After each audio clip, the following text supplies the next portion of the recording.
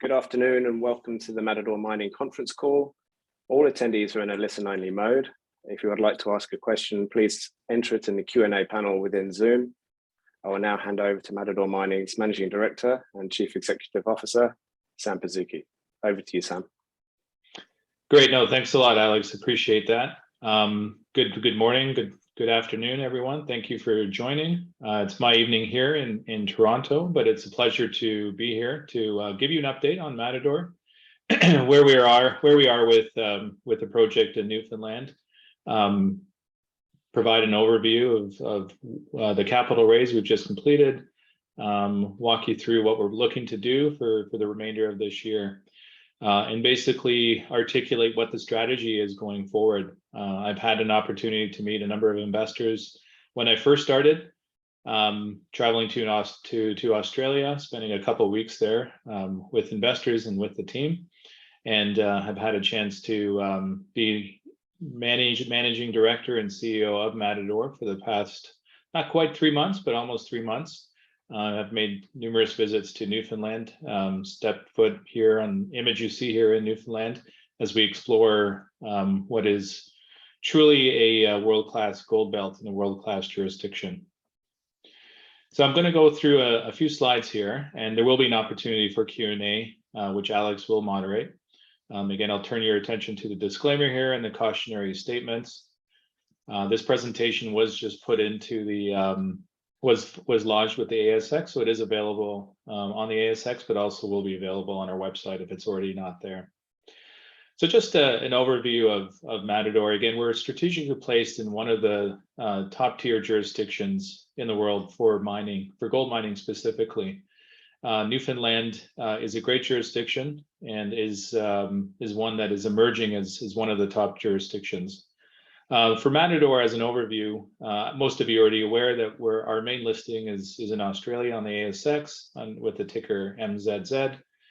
We've had a market capitalization of $26 million. That was as at the 25th of July, so that was yesterday. Good liquidity, trading volumes for a company of our size. So that's really picked up this year. A lot of interest, a lot of activity in the stock. With the capital raise we've just completed, not only do we issue shares, but we were able to raise at least $5 million through both a hard dollar raise and the Canadian flow-through scheme. And obviously we're in the process now with the share purchase plan and going through that. We're one of only 4 companies with a resource in Newfoundland, so sitting at 837,000 ounces at 2 grams average grade. The cash balance, as you see there, is as of reported in the March quarter. We will be providing an update this week with respect to our cash balance. And I'll also point out that cash balance excludes the capital raise we've just completed. And then again, the capital raising yielded $5 million. The top holders isn't updated. That's from a little while ago. Just as the dust settles, we will provide an update in terms of who the top holders are. There will be some changes. With the capital raise that we just completed, we did have our largest shareholders participate in the equity raise, some pro rata, some more than pro rata, and that'll be reflected in the update. And more importantly, we picked up 2 very large resource-specific funds based here in Toronto. It's great to have their support as well as the support of our shareholders. I know it's not been easy. But we appreciate the support that we have received thus far, and we're looking to continue to receive that support so we can continue on with the good work that the team have been focused on doing in Newfoundland. One of the things that sort of came to my attention when I was in Australia is there's a lot of shareholders in Australia, a lot of people who support the company who have been investors for a number of years. I'd say maybe less than half. I might be generous in saying that, but less than half know actually where Newfoundland is. And I thought it was an opportunity here to explain why Newfoundland. Why is it a jurisdiction that investors should pay attention to, particularly investors in Australia, because you've got very little exposure to the island. Matador is really one of the few options that you have in terms of getting exposure to Newfoundland. So why does that matter? I truly believe Newfoundland is one of the final frontiers in terms of top jurisdictions to advance gold mining projects. I've had an opportunity to meet with high-level government officials, the Premier, Minister of Mines, and it truly is a dream jurisdiction. I felt that way after the Toronto PDAC conference about a month ago, where both addressed a large group of companies that are based in Newfoundland, and basically said that they are looking to remove as many barriers as possible to push forward with responsible extractives industry. This is a great jurisdiction to be in, and one that hasn't seen a lot of activity historically. And again, that's the opportunity in Newfoundland, is that there hasn't been a lot of investment. It's only more recent that we've seen more investment on the island. We've seen the exploration activities increase. There are a lot of companies there now in Newfoundland. I believe the last time we checked, there were 75 TSX listed companies with some form of interest in gold mining in Newfoundland or gold exploration in Newfoundland. We're the only ones in the gold industry that's ASX listed. So supported government and stakeholders. The resources is in their DNA. A lot of skilled workers are not overseas, but across Canada working the oil patch.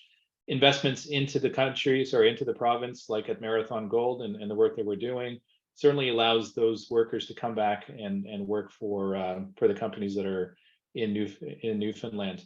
More recently, the government approved a large offshore oil field just off the coast of St. John's. Where in the world do we see offshore oil fields being approved right now by governments?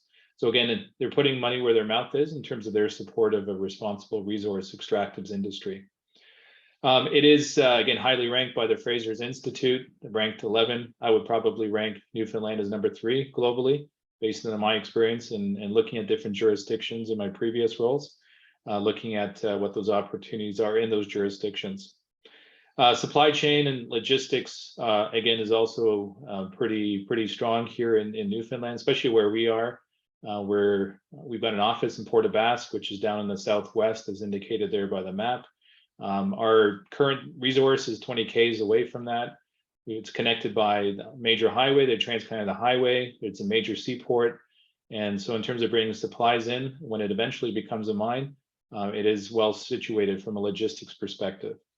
And again, with the amount of investment that's going in there over the last few years or so, we are starting to see some big projects take flight. There are only 4 companies with a resource, as I mentioned, in Newfoundland. We're one of 4. But Marathon Gold, which is really what we're looking to replicate, is the largest, most advanced gold company on the island, with a recent upgrade in terms of their resources of 5.1 million ounces. So that's why Newfoundland, and then the question is why Matador? So we have a solid foundation in which we can grow and basically unlock shareholder value. The resource that we do have, it's small, the 837,000 ounces, but again, it's only one of 4 companies. So we're ahead of the curve in terms of the the exploration opportunities and exploration companies in Newfoundland. The resource is 2 grams, which 96% of which are shallow. It's less than 200 meters. That makes it one of the highest grade, potentially highest grade open pitable mines in a top tier jurisdiction. The resource we do have underpins our market capitalization, allows us to have a lower cost of capital relative to many of the 75 listed companies that are on the island. From an opportunities perspective, there's the main structure in Newfoundland for gold is the Cape Ray Shear. That's where we've got 120 kilometers of continuous strike. It's the same structure that hosts Marathon Gold's 5.1 million ounces. So we know that it's a proven multi-million ounce structure, and we're sitting with one of the largest tenement packages on that structure. The other main structure is called the Hermitage Flexure. It hosts Newfound Gold, which has the largest market cap in Newfoundland at just about around $1 billion Aussie. It's had some significant intercepts, no resource yet, but some very big splashy drill intercepts in the order of 1,000, 1,500 gram meters. We've got a project called Hermitage, which is 27 kilometers of continuous strike. It is the largest antimony and arsenic anomaly on the island. The second largest is Newfound Gold. So very little work at Hermitage, but it's one potentially strong opportunity for a project we have in the pipeline. We do have a solid shareholder register, as demonstrated by our recent capital raise, with the continued support from some of our largest shareholders, and the addition of two very large institutional investors based here in Canada. And again, we're the only ASX listed company with exposure to Newfoundland, and that in itself presents an opportunity to Australian shareholders. Our corporate priorities, it is obviously from a external perspective, the market has been a little bit uncertain, a little bit volatile, but we're focused on maximizing shareholder returns. When I joined basically almost 3 months ago, looking at the land package that we have, looking at some of the results there at Malachite, which we eventually published to the market, I saw that the opportunity to move the dial for shareholders is from a greenfields perspective. The company had focused a lot of the drilling efforts around what I call the brownfields resource and the 837,000 ounces. That drilling was successful, as demonstrated by the results that the team have put out. And we'll grow the resource, but it will grow it in an incremental way. From my perspective, it wasn't something that is necessarily going to move the dial immediately. What I'm looking for and what I've encouraged the team to do is look for multi-million ounce deposits. Again, Marathon Gold is sitting there with 5.1 million ounces. We know it's a multi-million ounce structure. We've got 120 kilometers of continuous strike. What I believe is going to move the dial for shareholders is to find Marathon-like deposits, multi-million ounce deposits. Looking at the results of Malachite, there's no guarantee that that's going to generate that, but let's give it a good shot. The indications are there that it could be potentially a big system, but we don't know unless we go and test it. And that's the strategy: is to go greenfields, look for new multi-million ounce deposits, and really explore the belt that we're sitting on. We are looking at obviously looking to enhance the capital structure. We've done a capital raise, but also looking to access new capital markets. Because the project's in Newfoundland, it does make sense for there to be a Toronto listing at some point and be a dual listed issuer. I believe there are too many mining companies in the industry. I often said that when I worked at Oceana Gold, believe that producers needed to consolidate. I can certainly say that with even more confidence that exploration companies should consolidate. There's too many companies. We're competing for the same resources. We're competing for the same capital. There's no need for it. 75 listed companies in Newfoundland is too many. And so we'll take a strategic view and take a prudent approach to external consolidation. Consolidation for the sake of consolidation doesn't make sense, but where there's synergies, where there's an ability to create shareholder value is something that we will certainly consider and look at going forward. And internal and external engagements is something that we'll continue to enhance. I believe in having an open dialogue with the owners of the business, that's you, and be able to provide updates in terms of how the company's performing, what the strategy is, and also hear from the owners of the business. Again, this is your hardworking dollars that you've allocated to us to invest, and we want to ensure that every dollar that we spend is designed to return something of significant value for shareholders. And so your input is invaluable, and how we engage with both our external stakeholders and internal stakeholders will be enhanced going forward. One thing that attracted me to Matador is our systematic approach to exploration. It is doing the right thing. There's a lot of activity, obviously, in the province, in Canada, and this is an opportunity for us to really go about it the right way. There's a lot of till cover in Newfoundland. A lot of the easy stuff's been explored. Even the resource we have is based around what was outcropping in that area. If you go further afield, there is some outcropping areas, but a lot of this is under till cover, not extensive till cover, but enough that it's not considered the easy stuff that previous explorers would have been chopping at the bit for. So the team had previously done a geophysical survey, which has yielded some pretty interesting targets like Malachite. They've gone through the process of looking at the geochem to really hone in on some of the areas that we'd want to put drill rigs and start drilling. And that's the name of the game, is to get out there and do some diamond drilling. You're going to learn a lot more from drilling than than some of the pre-work, but the pre-work is important so that we're not blindly drilling. And I like Matador's approach coming into it, where they have been focused on ensuring that there's the right spots to drill and not waste away shareholder capital. And I do believe there's a balance between over analyzing and also being over aggressive on drilling.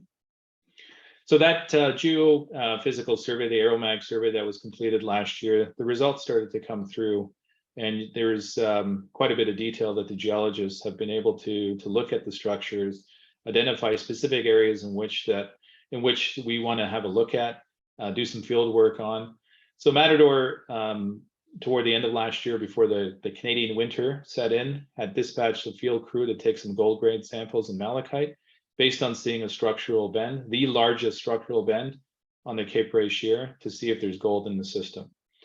Malachite's just one of several target areas that we have, as you can see from the map on the right. Those dots represent different targets that we do have, but we are focused on the top priority targets, most of which is in malachite. And so the work that was completed last year, we published those results, 1/3 of it before I joined and the other third after I joined, in terms of the gold grain analysis. And this is something that Australian investors aren't necessarily familiar with, but it's a Canadian method to basically take soil samples and see if there's gold in the system. So each of those samples, there was 4 by 400 grid over a 15 kilometer by 4 kilometer wide area. So a lot of samples that were taken, and each of those samples are basically sent to a lab, and they parse through it by hand, looking for gold particles. They're classified in 3 different buckets: pristine, modified, and reshaped. Pristine is what we're looking for. It means that the gold hasn't traveled far across the ice. So the more pristine you have, the closer you are to potentially being closer to the source of that gold. So the area is large. This is a footprint that's larger than Valentine Lake. It's larger than what hosts their 5.1 million ounces of gold. And so it is a large area, but the key thing here is that there is gold in the system based on what you see here on the map. The gold grains, they're basically oozing in the soils. We received a lot of some of the highest gold grain counts, especially in the island, if not even in Canada. And it ranges anywhere equivalent to 1.5 to 2.2 grams of gold in soil, which is quite phenomenal. So the team has been back there to follow up, do some bottom of hole samples, take some basement rock to sample that, so that we can hone in on where to put diamond drill rigs. The structural bend there that you see, there's a major set of clusters of gold grains. That's to the southwest. I'm not sure if my cursor can be seen here, but that's this area here. The team has been sampling around this large anomaly, the 716 gold grain sample, much of which is pristine, and then looking at this area as well. So that's some of the work that's happened thus far to get back into malachite, again with the goal to identify specific areas in which we can go and drill. This one here, just another sort of couple illustrations of that area that we've gone in and done gold grain samples and bottom of hole samples more recently. So we do have 17 high priority targets for which we can follow up on, focused on basically bucketed in 5 specific areas. One around the 716 gold grains, which is up here, and then a couple in this area, and then we've got a couple targets in this area. So, I mean, the key thing is that there's definitely gold in the system. It does take some time because it is a large system, 15 kilometers by 4 kilometers. This area alone could sit within 1 junior. And when you look at 120 kilometers of continuous strike that we have, I mean, this is just one large area of an even larger, greater area coming back to this slide. So that's the opportunity that investors have. It's being able to explore this vast area, 120 kilometers of continuous strike. I think about where 120 kilometers is from where I am today. That's Niagara Falls. There's a multi-million ounce gold belt that could potentially host even more multi-millions of ounces between where I am today and Niagara Falls. That in itself is extensive and it's exciting, but we don't know that unless we go and explore it. And so that's why, again, we've gone greenfields to really go test these other targets that we do have away from the resource that's currently there. And so in terms of the work plan, which is already underway and will continue through the course of this year and into next year, is we are focused on those 5 polygons that you see within malachite. Top priority targets to, again, do bottom of hole samples, do some rock chipping where there is some outcrop, do some infill and extensional till sampling at malachite, but also look at a couple interesting target areas to the east, which is Bunker Hill, and also to the west, southwest at Grandy's. So again, lots of opportunities. We are focused on what the key priorities are with the work and the data that we do have. And so our expectation is by late September, we will be drilling here in malachite at some of these targets that you see here listed on the map. And so that's the name of the game. The team's on the ground this week to just continue on with the work that we're doing. There is some logistics that's involved in terms of getting access to this area because it's more remote than where we've been exploring around the brownfields exploration. It is helicopter assisted, which is a little bit more costly. But again, we're being mindful of the investment that we're making and ensuring that we're going about it in the right way. But we are expecting to start drilling in late September.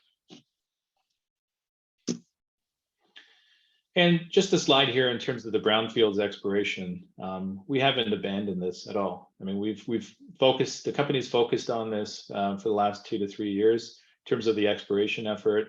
There's been some very good hits, some extensions to Window Glass Hill, some other areas of interest that the company has drilled, a lot of areas that are still unexplored. There are some top priority targets within the brownfields. But again, our focus is to move away from the easy stuff that I call it and look at the potential of the belt. We've got Ian Murray and Justin Osborne, 2 people from who are ex-Gold Road, who were part of the major discovery they had at Gruyere. And I've often told investors that I feel the Matador story is somewhat analogous to the journey that they went through. And I kind of feel like we're at the same junction that Ian and Justin were at several years ago, where a lot of the exploration work that they had been doing had been around the brownfields resource that they had. They saw that it was incrementally growing the resource, but it wasn't moving the dial. It's not what shareholders were invested in Gold Road or Matador in our case. It's really to go find multi-million ounce deposits and make those new discoveries, those new major discoveries that are game changing. And for them, they went through a similar process in terms of workshops, doing some work in the greenfields. And then when they started drilling, they got a little lucky in that the first one that they drilled was Gruyere. And obviously everyone knows the story there and what became of Gold Road. So I'm hoping that we have a similar fortune as Gold Road. I'm hoping we actually have better fortune than Gold Road.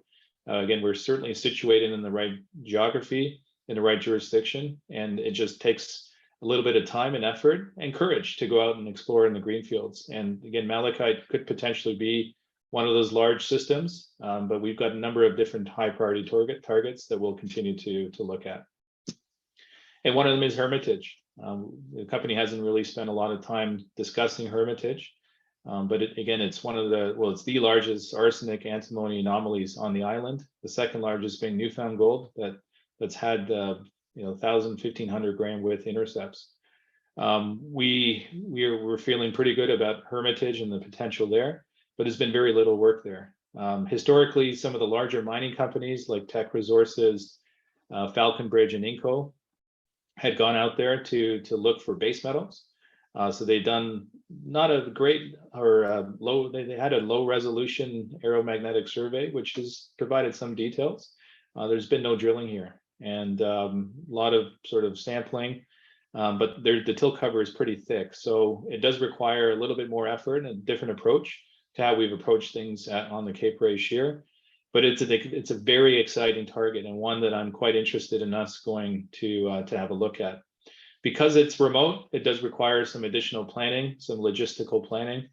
And and I've asked the exploration team to come up with a plan so that we can go to Hermitage probably in say 4 to 6 months and be able to do some work there to see what exactly we have. But it is a very interesting target, and again, it's one of several targets that we've got at Matador in which for us to go and explore. And we've got a strong team. Again, I've been with the company for 3 months, just under 3 months. I've inherited a very strong foundation in which Ian Murray and the board have led over the last few years. It's got a very strong geology team, technical team, and very strong advisors. So it's when I was first approached in terms of the CEO opportunity, and the first thing that really drew me to Matador was the quality of the board. For a company of this size to have the type of board that it has is fantastic. And so there's a lot of experience here, a lot of experience in terms of making major discoveries, and from my perspective, a lot of good support in terms of ensuring we do the right things and in the right fashion. So that's another tick for the Matador story, is the high quality of the board and management team. And so this is the last slide I have before I turn it over to Q&A. Basically, just remind shareholders of the share purchase plan, the timelines specifically. So we're past 3 of the key milestones. The dispatch of the SPP booklet went out on Friday. So shareholders have an opportunity to look at whether or not they want to participate at the offer price, which was 11.5 cents Aussie cents, and the timelines associated in terms of submitting your bids. So encouraging shareholders, interested shareholders, if you're looking to participate, to be on the lookout for your booklet. Be in touch with the company if you've got any issues receiving your booklet, and I'll turn it over to Alex to go through the Q&A. Thank you, Sam. Thanks for the presentation. If attendees would like to ask a question, just please enter it into the Q&A panel within Zoom. We've had half a dozen come in already, so I'll just get into those to start off with. Sam, Robbie's asked, how is rig availability? And I might sort of merge that with another question from Bernie, which is, what is the fall winter drilling season window in the Greenfields area? I guess if you're starting late September, how much time does that leave you with? Sure, no. Thanks for the questions, Robbie and Bernie. So in terms of rig availability, again, there's a lot of companies in Newfoundland. There's a lot of activity that's happening on the island. We've got a very good drilling contractor who's got access to several drills. They are busy. They are on other projects.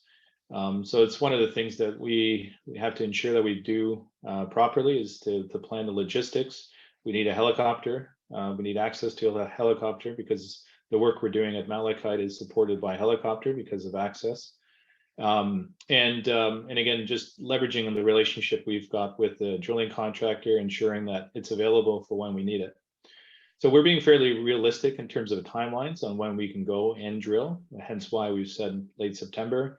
There is some pre-work that we need to do, and there are some logistics that we need to go through. It also includes permitting. So we are in that process to get the necessary permits. Again, it's a government that's highly supportive of investment in the province. We've never had issues with getting permits, but we also don't take shortcuts. So we go through the proper process. We've got the right vendors to ensure that we're working with the right partners, ensure we've got access to equipment when we need it, and make sure the team is mobilized and have gone through the proper health and safety training. So that rig availability is tight, but we're in the process of securing a drill rig for the work that we're looking to do. Now, in terms of drilling through the fall and winter, it's a good time to drill during the summer. As you get late into the fall season, when the weather starts to get colder, starts to become a little bit, I guess, more rainy through the fall season and hurricane season, it does become more challenging. But we are obviously very mindful from a health and safety perspective. And we drilled last year. The company drilled right through to November, took a couple month break through Christmas and the start of winter, and then started a winter drill campaign. And that was the first the company had ever gone through, drilling through the winter. It was a modest program, which the company was looking to drill between 3,000 and 4,000 meters, just to test whether it was able to drill during the winter conditions, whether it was safe from a healthy safety perspective to be able to do it, and also ensure that the logistics were straightforward. The good news is that it confirmed that we can drill during the winter. It actually is potentially a preferred season to do drilling, because taking the drill rig across snow-covered ground is less disruptive, or disturbs the ground a lot less when you go over snow than you do over ground. So basically, bottom line is we can drill all year round, and the intention is to drill all year round as long as we have targets to drill, which, as you've heard, we do, and the funding is there, and that's something that we'll continue to look to secure as we advance the program forward. That sort of segues into another question that came in, Sam, which is about Hermitage. That appears to be an interesting property. What makes it special, and what is the timing for getting out there? Yeah, no, thanks for the question there, Alex. Yeah, Hermitage is really interesting. I mean, when I first joined Matador, even before I joined Matador, I started to hear some interesting comments being made by experts, people familiar with Newfoundland, in terms of what we have at Cape Ray Shear. Again, it's a multi-million ounce gold system. We know that already through Marathon and the 5.1 million ounces they currently host, and the resource that we have. Hermitage is not on that structure. It's on a different structure. Obviously, Newfound Gold's been getting a lot of attention with the big splashy drill results, and we're sitting on the same structure as Newfound Gold. It is a different orientation than Newfound Gold. The strike for Hermitage is different than almost anything else in Newfoundland. Everything geologically is structured from the southwest to the northeast. Hermitage is in the opposite direction. The work that was done by Teck, Falconbridge, and Inco, some interesting data that came through the work that they've done, some interesting qualitative comments that came through. And more importantly, the geos, Crispin Pike in particular, who staked Hermitage for Matador about a year ago when he joined the company, he worked with the Provincial Geological Survey, and he's one of the experts in terms of different structures that are on the island. And this is the one he staked. More recently, I've asked Crispin of all the different targets that we have, of all the different opportunities that exist in Newfoundland, including Marathon, including Newfound Gold, what is his favorite target? And he said Hermitage. So when one of my top geos tells me that this is an exciting target, it's one that we need to listen and start doing some work on.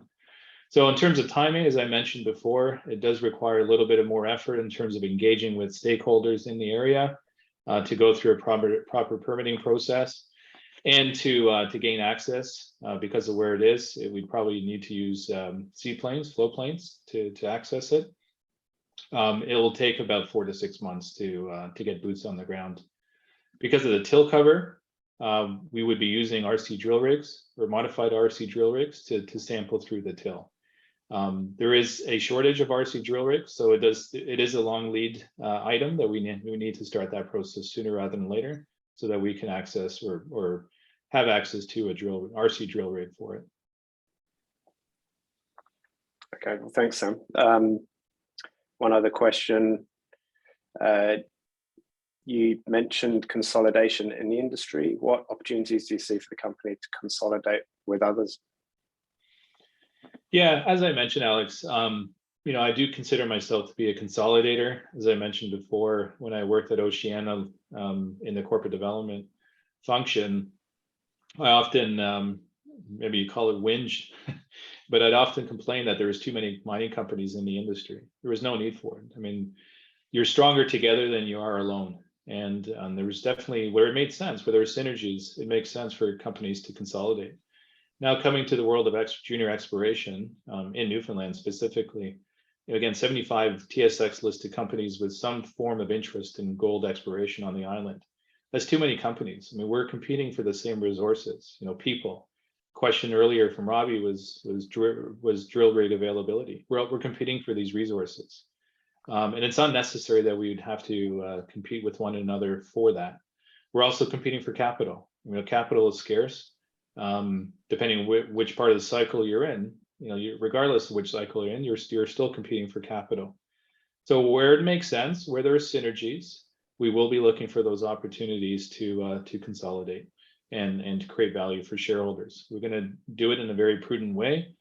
I can assure you we're not going to consolidate for the sake of consolidation. We're going to look at what makes sense in terms of our portfolio and what we can tack on or bolt on, which enhances the value of the business and enhances our opportunity to make major discoveries and replicate what Marathon Gold has. There's one question here, Sam, specifically on the SPP. So they say, Andrew writes, with respect, can you comment on the timing of the raise with the share price at a low compared to 6 months ago? It was clear the company would need to raise, so why wait? Yeah, again, it's I know just from my experience, it's never the right time to raise capital. Even when you raise at the top, people think you're giving up some value in doing the raise. One thing I've learned from moving over from a revenue generating company to one that requires the capital markets to advance its program forward is that you've got to take the money when you can get it. We can't predict what's going to happen tomorrow. The market has really turned sour in the last couple of months. Maybe some with better crystal balls could have predicted that. We don't necessarily have the crystal ball any better than anyone else. So one thing that I've learned is you take capital when you can get it, and it's never the right time to do it. But we want to ensure that we're well funded to progress the exploration program forward. It was great that we got the support from existing shareholders. Again, I've been with the company now for under 3 months, and to get the kind of support from existing shareholders is great, both institutional and retail. There are a lot of supporters of Matador, clearly from the capital raise we've just done. And more importantly, we were able to secure 2 very large resource-focused investors here in Toronto. We've barely scratched the surface in terms of getting the Matador name out in North America. That in itself is an opportunity to really get the name out, what we're working on, what we're doing, where we are, the land package that we do have. I think this is all stuff that resonates well with the market over here. And that's the opportunity going forward is to tap into the network of investors that exist here in North America to complement the existing shareholders in the market that we have in Australia. So there's segues into a question here from Keith. I understand the company is looking to list on the TSX. So what is the timing for the listing, and would you become a dual listed company? Yeah, no, absolutely. There's an opportunity for us to increase our access to the capital markets. And we've done a successful raise through the ASX, but we utilize the Canadian flow-through scheme, which is great. The company's be able to use a subsidiary in Canada to be able to use the flow-through scheme, which is a great mechanism to raise funds for exploration companies in Canada. The TSX listing makes a lot of sense. Newfoundland is very topical in the North American space. Again, a lot of activity that's taken place on the island, the emergence of some new companies in the gold mining industry on the island, and a lot of capital has gone that way to those companies. Being a Newfoundland business on the ASX, again, presents an opportunity for Australian shareholders. But as I just said a few moments ago, there's a lot of investors in North America that are quite interested in what Matador is. When my announcement went out several months ago that I'd be going to Matador, a lot of my network of investors, but also sell side, both buy side and sell side, hadn't heard of Matador. They didn't know what that was. They thought it was a company in Spain. And no, it's a company that's got one of the largest tenement packages in Newfoundland, sitting on some prime land, which already hosts multi-millions of ounces of gold. A company that is only one of 4 companies in Newfoundland with a gold resource. So that in itself is interested a lot of investors, hence why there's 2 new large ones through the capital raise. And being able to access a broader group of investors in North America through a TSX listing makes a lot of sense. So the timing of that is that it's a priority for me. It's a priority for the company and the board, and that's something that we're looking at to get in place. And to answer the second part to the question, yeah, we wouldn't close off any access to a capital market. We're looking to increase our access to capital markets. Australia, with the support that we have, clearly again through the capital raise, is one that's going to be important for the company going forward. And so what I see for the company is once we are listed in Toronto, we'd be a dual listed issuer, and we'd be able to have access to both the Toronto market, but also the Australian market. Great, thanks, Sam. One more question here specific to the SPP. Why choose an SPP rather than a rights issue? From William. Yeah, so William, thanks for that question. Yeah, I mean, the actual capital raising process for me is relatively new, and from the Australian perspective, being a Canadian, it's a different arrangement altogether. So we were advised in terms of the structure in which to go and raise funds, and I'd never actually heard of the share purchase plan, but I thought that was a great opportunity for retail investors to be able to participate at the offer price. Retail investors are very important. I see it as very important. Institutional investors obviously can be there to support and continue to invest in the company and continue to advance exploration programs forward. But the retail investor is also very important for us as well too. And that's why when I first learned of the opportunity for retail investors to participate through a share purchase plan, it was one that I was very supportive of, and obviously approved to go forward. So we do look forward to having investors participate through the SPP and continue to engage with the company and support the company. And I'm going to work as hard for one retail investor as I am for every retail investor and every institutional investor. Great, thanks, Sam. And just one last question here from Mark. In case the greenfields exploration is not successful, would it be feasible to mine the current resource, the 837,000 ounces? Yeah, well, I'm not sure when we'd actually get that answer, whether or not the greenfields exploration is not successful. I mean, again, we've pivoted recently, and we're moving as quickly as we can to look at malachite and look at the potential that exists there at malachite, which is a large area. Again, that malachite in itself could be a tenement package belonging to one junior company doing exploration work, and they can be quite busy investing in exploration and being very successful in that one area. Malachite is just one of several areas that we have in the pipeline, and so we do feel confident in the potential that exists in malachite. Obviously, there's no guarantee that we're going to make major discoveries. There's definitely gold in the system based on the gold grain analysis that we've done. The area is oozing gold. We just have to go and do the work and see if it's a large system and identify what the source of that gold is. If after it's all said and done in malachite, we've got other major top priority targets like Hermitage, as I've mentioned, the Bunker Hill to the east, we've got Grandies to the southwest. We've got other areas further along the strike length. There's a junction between the Cape Ray Shear and a Hermitage flexure. Geologists tell me that the best place to look for gold is where you've got structural bends, but you also have multiple structures. And we're sitting on the land that hosts the convergence of the two major gold structures on the island. So we've got a lot of opportunity here in terms of a greenfields perspective. The brownfields resource, again, the company's been drilling for the last 2 to 3 years. We're seeing incremental growths in terms of the opportunity there. There are targets within that brownfields area, but with the resource that's currently there, that's not a project right now. That's not something that I'm prepared to put a shovel in the ground for, because it's not going to move the dial. And as we've seen with what's going on in the market with respect to supply chain issues, with respect to inflationary cost pressures, it's not a good time to be a developer right now. If you look at developing companies in the mining industry, they've all been hit pretty hard by these external headwinds that they're facing. So for us, it's probably a good time to be a junior exploration company because we're not impacted as much by supply chain issues. We're not impacted as much by inflationary pressures. It's a good time to put money into exploration companies as we look to make major discoveries. And so when the market turns around and we come out of this, hopefully we've got a large resource and we're in the right part of the cycle. Thank you, Sam. So there are no further questions at this time. So Sam, I'll hand back to you for closing remarks.